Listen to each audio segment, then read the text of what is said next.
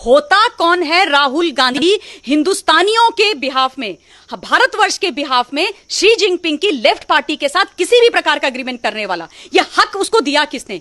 है क्या, था क्या वो उस वक्त? क्या देश का प्रधानमंत्री था? क्या देश का गृह मंत्री था? क्या देश का रक्षा मंत्री था? क्या किसी भी सेना का सेना प्रमुख था? किस हक से उसने हमारा भविष्य शी जिनपिंग की लेफ्ट पार्टी के साथ एक एग्रीमेंट के तहत बंद करने की हिम्मत करी?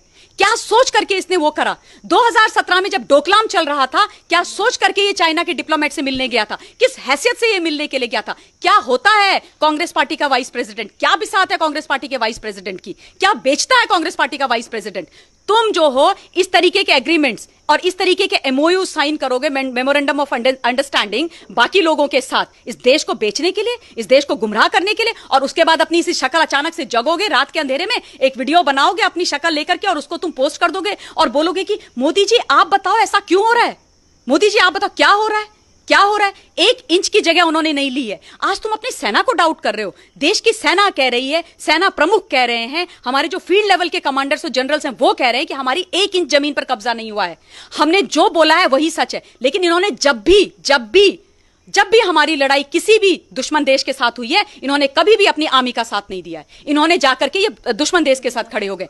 आज भी ऐसे जयचंद हिंदुस्तान के अंदर राहुल गांधी के नाम पर पल रहे हैं। दुख मुझे इस बात का होता है कि मनमोहन सिंह जी जो प्रधानमंत्री रहे हैं इस देश के, मैं उनका बहुत सम्मान करती हूं व्यक्तिगत तौर पे, लेकिन दुख की बात यह होती है कि वो इतने बड़े अर्थशास्त्री, इतने बड़े बुद्धिजीवी वर्ग, वो जो है एक रिमोट कंट्रोल प्रधानमंत्री बन के रह गए। वो विदेश की मैडम के हाथ का खिलौना बन के रह गए। उन्होंने इस देश को बेचने में कोई कसर नहीं छोड़ी, क्योंकि ये जो है नेहरू जी के समय का या 2010 से 2013 तक मनमोहन सिंह जी का, मैडम सोनिया गांधी का हिंदुस्तान नहीं है। ये वो हिंदुस्तान है जो जब सब देखता है, सब समझता है, और हिंदुस्तान का जो 56 इंच का प्रधानमंत्री खड़ा है ना, उसके साथ ये देश खड़ा हो रखा है। क्योंकि उनको पता है, वो जानते हैं कि फौज हमारी बिल्कुल वो जो है बहुत केपेबल थी, है और रहेगी, लेकिन फौज को भी पॉलिटिकल विल की आवश्यकता होती है।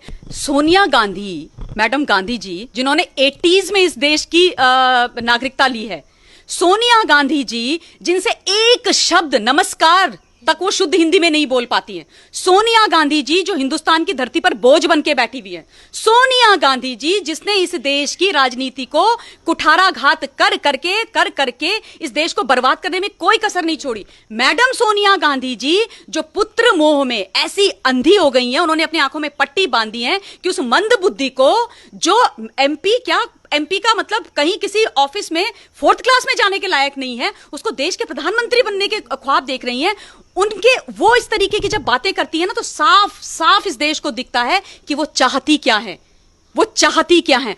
उनसे तो एक एक चीज, एक एक प्रश्न पूछना चाहिए, उनको कटघरे में खड़ा करना चाहिए, जिसकी बहुत ज्यादा आवश्यकता है। आप देखिएगा वो कभी भी जो है 1-to-1 इंटरव्यू नहीं देती हैं किसी को, हिम्मत ही नहीं है उनके। राइट विंग के चैनल से आप जाके उनसे पूछ लीजिए, वो आपके सामने आएंगी नहीं। हमें इस देश के जयचंदों के भी बहुत सारे सबूत मिलते हैं। जब हम पानीपत की तृतीय लड़ाई के बारे में पढ़ते हैं, पानीपत तृतीय की लड़ाई पढ़ते हैं, उसमें हम कहते हैं कि हम जो है हार गए थे उस लड़ाई को।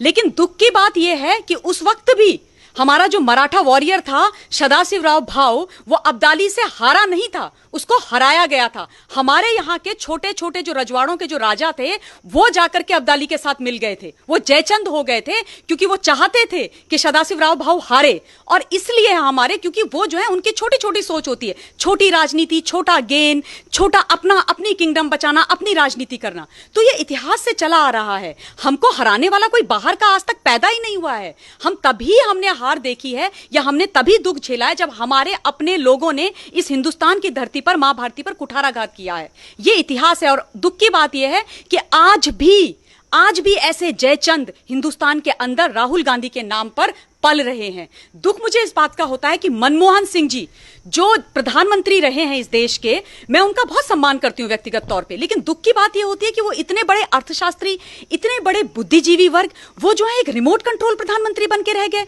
वो विदेश की मैडम के हाथ का खिलौना बन के रह गए। उन्होंने इस देश को बेचने में कोई कसर नहीं छोड़ी। और अगर उनकी अपनी इच्छा नहीं थी तो वो खड़े क्यों नहीं हुए? आप ये बताओ मुझे, आपने जैसे अभी बोला कि 2010 से 2013 तक हिंदुस्तान के अंदर चाइना ने 600 बार 600 बार वो अंदर आए हैं हमारी धरती में, 600 बार उन्होंने हमको आकर के अटैक किया है। उसकी बात मनमोहन सिंह क्यों नहीं करते हैं? भूल गए क्या मनमोहन सिंह? जुलाई अगस्त में जब भी मौसम अच्छा होता था वो हमारी सीमाओं पर आते थे, हमेशा वो अंदर आए और हमेशा उन्होंने हम पर अटैक किया। उन्होंने हमारी 640 स्क्वायर मीटर जमीन हड़प ली। और उसके बाद हमारे उस समय के एक फॉरेन सेक्रेटरी होते थे इनके, मनमोहन सिंह के, यूपीए 2 की गवर्नमेंट के, श्याम शरण उनका नाम था। वो जब लद्दाख गए और उन्होंने देखा कि 640 स्क्वायर मीटर जमीन चाइना ने ले ली है, उन्होंने मनमोहन सिंह जी को वहां से इंफॉर्म किया कि चाइना ने नई एलएसी बना दी है। जो पुरानी जो एलएसी थी 60s की, उसको उन्होंने नल एंड वॉइड करके नई एलएसी बना दी है। तब मनमोहन सिंह चुप क्यों थे? तब वो सच्चाई मनमोहन सिंह जी आज क्यों नहीं देश को बताते हैं? राहुल गांधी क्यों वो सच्चाई नहीं बताते हैं? इतना बड़ा धोखा हुआ देश के साथ, आज तक तो इन्होंने कभी देश को इस बारे में नहीं बताया, कभी नहीं बताया। तो ये इस तरीके की बात करेंगे। और दूसरी बात, राहुल गांधी मंदबुद्धि आदमी खड़े होकर के बोलता है कि आप हमें जवाब दीजिए प्रधानमंत्री जी कि लद्दाख के बॉर्डर पर वहां पर क्या हो रहा है, गलवान वैली में क्या हो रहा है, एलएसी में क्या हो रहा है। इनसे ये पूछो कि आपके नानाजी इस देश के आजाद हिंदुस्तान के पहले प्रधानमंत्री थे। आप मुझे ये बताओ कि उस समय उन्होंने बॉर्डर्स डिफाइन क्यों नहीं किए? किसने रोका था उनको रोका था उनकी महत्वाकांक्षाओं ने। उनको इंटरनेशनल लीडर बनना था। वो जो है संधियों के बाद संधियों, अग्रीमेंट के बाद अग्रीमेंट करते जा रहे थे चाइना के साथ। उन्होंने कभी देश का प्रधानमंत्री बनकर के इस देश के लिए नहीं सोचा।